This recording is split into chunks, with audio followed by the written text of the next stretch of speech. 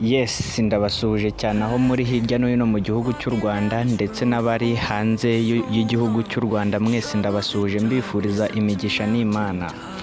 Uno munsi noneho mbazaniye ikiganiro cyiza, inje mvuga ku iterambere. Mwari musanzwe mubona kenshi tuvuga ku buzima, ariko noneho n'iterambere twaje. Uyu munsi nje gusobanura bigendanye n'iterambere. Hari abantu buri munsi dukora uko bwije n'uko bukeye, ariko tukabona tudashyika ku nzozi zacu, kandi hari abandi bagenda bashyika ku nzozi zabo uko bwije n'uko bukeye, ukibaza ngo bakora gute cyangwa ukagira ngo ni amahirwe bavukanye.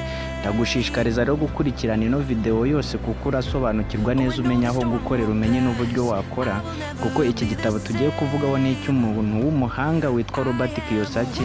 Yabaye umujyanama mu bigendanye n'ubukungu muri Leta Zunze Ubumwe za Amerika. Yanditse n'ibitabo byinshi bigiye bitandukanye, byagiye bifasha abantu benshi bagiye batandukanye guhindura